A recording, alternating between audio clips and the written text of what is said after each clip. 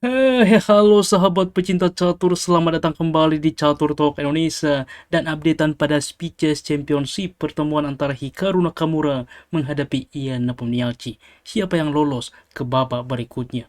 Dan langsung kita simak permainannya. Ini adalah salah satu partai yang menarik yang dimainkan teman-teman. Hikaru Nakamura mengawali langkah dengan kuda ke F3. Ia memilih pembukaan reti, di mana pembukaan ini cukup mudah ke depan dari posisi menjadi pembukaan yang lain. Pion ke D5, lalu pion ke D4, kuda ke F6, dimainkan E3, ini adalah Colley system. Pion ke E6 tentunya juga simetris di papan. Pion ke C4 mendobrak sentral, gajah ke E7 mempersiapkan rokade, kuda ke C3, rokade, pertukaran pion terjadi, dan gajah ke D3 menguasai diagonal juga mempersiapkan rokade. Pion ke C6 saat ini mempersolid pion satu sama lain. Pion ke A3 selain mensupport pion ke B4 juga mencegah gajah ke depan untuk mengepin kuda. Kuda ke D7 dilanjutkan oleh Ian Nepomniachtchi. Menteri ke C2 memantau juga ke depan pion H7. Tugasnya ke depan menghilangkan kuda. Benteng ke E8, maka benteng ke B1 mensupport juga ke depan pion ke B4. A5 saat ini mencegah juga pion, maka rokade pengamanan. Gajah ke D6 menguasai diagonal dan B4 saat ini fokus rencana. Pertukaran pion pun terjadi. Kuda ke F8 dapat ke depan manuver ke petak penting G6 juga membuka diagonal gajah. B5 saat ini juga menawarkan pion. Gajah ke G4 mengancam kuda. Kuda ke D2 dengan ide ke depan teman-teman bahwa benteng terlebih dahulu untuk ke depan mensupport pion ancaman dari benteng ketika pion ini melaju ke depan mengusir gajah. Kuda ke G6 langsung juga fokus rencana. Pertukaran pion terlebih dahulu terjadi dan gajah ke F5 menawarkan gajah teman-teman. Sebelumnya di dalam pos ini bahwa kuda ke E2 adalah pilihan yang lebih baik, manuver ke depan ke G3 atau bahkan juga untuk outpost di petak penting F5. Sebagai contoh diterima kuda ini, gajah menerima menteri ke C7 dan kuda saat ini juga ke F3 di mana juga mencegah ancaman dari hitam dan ini pun cukup sebanding. Akan tetapi yang jadi pembeda ketika dimainkan oleh Hikaru dengan gajah ke F5, maka kuda ke H4 saat ini dan gajah ke D3 langsung mundur. Kita lihat bagaimana putih kehilangan tempo teman-teman. Karena langkah ini tidak bisa disepelekan. Misalkan diterima gajah saat ini, kuda menerima sangat kuat bagaimana sepasang kuda di baris keempat. Kita lihat saat ini mengancam pion H2 apabila kuda ke F3 melindungi pion ini, maka hitam dapat melanjutkan kuda memukul kuda tempo skak. Diterima, maka gajah menerima pion H2 skak, raja berpindah menteri ke H4, keunggulan pun signifikan dimiliki oleh hitam. Dan bahkan ini bisa menuju skakmat sebagai contoh diterima pengorbanan kuda ini, maka gajah ke D6 open skak, raja berpindah menteri menerima pion skak, raja kembali menteri ke H3 skak, dan ancaman skakmat menteri di H2.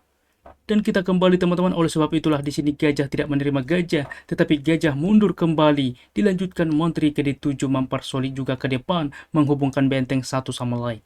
Dan putih mencoba mengusir kuda dengan G3, hitam kuda langsung mundur ke G6. Sebelumnya di dalam pos ini, bahwa hitam sudah lebih baik, Ian Nepo bisa memilih gajah ke H5.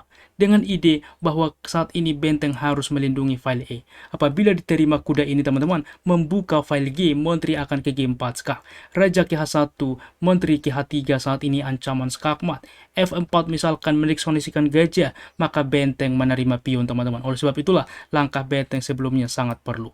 Kita kembali di dalam pos ini tentunya kuda mundur saat ini, maka kuda ke A4 manuver ke depan mengancam menteri.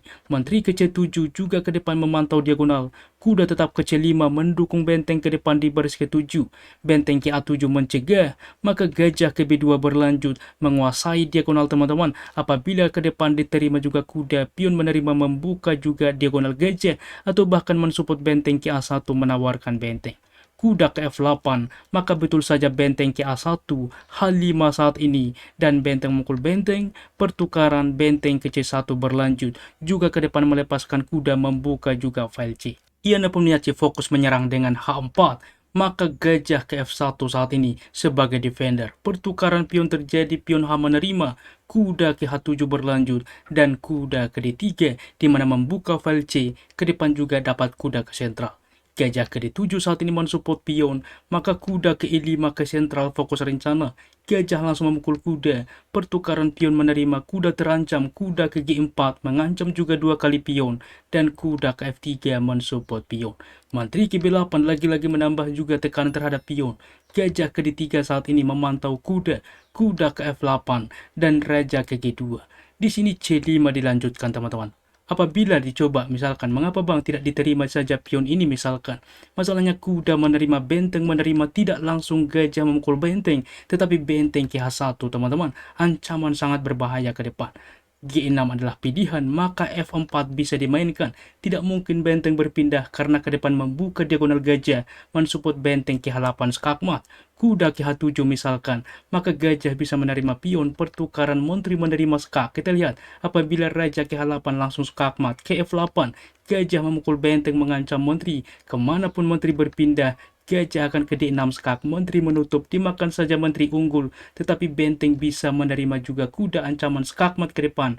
Apapun opsi dimainkan oleh hitam, masalahnya teman-teman gajah memukul menteri adalah skakmat. Dan oleh sebab itulah teman-teman kita kembali di sini tidak diterima pion tetapi C5 dilanjutkan, maka benteng tetap ke H1. Kuda ke H6 langsung mundur, kuda ke G5 teman-teman. Disinilah posisi kritikal Ian Nepomniachtchi memilih kuda ke E6 dan ini kesalahan teman-teman. Sebelumnya bahwa gajah ke E6 adalah opsi terbaik. Bedanya di mana ketika dilakukan skak saat ini, raja ke H8, kuda misalkan menerima gajah, maka kuda memukul kuda dan ini pun masih sama kuat ke depan. Akan tetapi yang jadi pembeda ketika terlebih dahulu dimainkan dengan kuda ke E6, maka gajah ke H7 skak sudah bekerja, raja dimainkan ke F8, kuda memukul kuda skak, di sini pion menerima. Sebagai contoh, gajah menerima, tetap juga menteri menerima pion skak, benteng menutup, gajah ke A3 lagi-lagi menekan benteng, menteri mensupport, gajah ke D3. Kita lihat manuver ke depan untuk juga mengancam, benteng dapat ke depan melakukan pengorbanan, artinya apa? Kuda tidak bisa berpindah, karena juga membuka file benteng ke depan melakukan skak, sangat-sangat berbahaya. Kita kembali teman-teman di dalam posisi ini dimainkan tentunya pion menerima, maka gajah ke A3 saat ini mengancam pion, menteri juga langsung menerima pion sentral, gajah menerima pion skak, benteng menutup, tidak langsung diterima benteng, tetapi benteng ke H4 manuver ke depan untuk ke file F melakukan skak. Gajah ke E8 saat ini, maka tetap dilakukan skak, kuda menutup, gajah ke G6. Kita lihat bagaimana semuanya dipin teman-teman. Menteri ke C7 dilanjutkan saat ini mensupport baris ke-7, maka gajah memukul benteng skak, menteri menerima, gajah memukul kuda, pertukaran, dan menteri ke H7 ancaman skak ke depan. Menteri ke G5 counter attack membuka ruang juga bagi raja, dilakukan skak, raja ke E7, benteng ke A4 saat ini, manuver ke depan counter attack dari sayap menteri. Menteri ke sentral berlanjut, maka benteng melakukan skak, raja ke F6, menteri melakukan skak ke H4, raja ke G6, menteri melakukan skak, raja ke F6, dilakukan skak. Di sini menteri menutup, lalu berlanjut menteri memukul menteri dengan unggul kualitas ke depan, dan F4 langsung membatasi ruang bagi raja. Gajah ke E8 masih dilanjutkan oleh Ian Nepomniachtchi. Raja ke F2 langkah tunggu dengan ide ke depan manuver untuk ke petak penting E5. Maka gajah ke B5 saat ini. Raja ke E1 kita akan melihat bagaimana saat ini teman-teman manuver raja yang dimainkan oleh Hikaru Nakamura sehingga menempati sentral petak penting E5. Raja ke G6 dimainkan, maka benteng ke D7 mengancam pion ke depan. Raja ke H6, benteng ke F7. Maka di sini juga ditunggu teman-teman apa yang wajib dimainkan waktu sudah krisis. Raja ke H6 barulah ditukarkan benteng terhadap pion, mendapatkan juga gajah, mendapatkan pion ke depan. Raja ke H5, maka G4 skak, raja ke H4, G5 untuk promosi. Di sini raja ke G3, raja ke E5 mengancam pion, raja ke F3, F5 ke depan menuju juga untuk promosi teman-teman, tak terkejar. Raja menerima pion dan setelah juga raja menerima pion, di sini juga Ian Nepomniachtchi menyerah karena apapun opsinya teman-teman selain menyerah waktunya juga sudah habis. Raja ke F4 misalkan F6. Karena apabila diterima pion ini, pion menerima pion juga promosi. Apabila juga pion menerima pion pertukaran dan pion ini pun tak bisa dikejar teman-teman.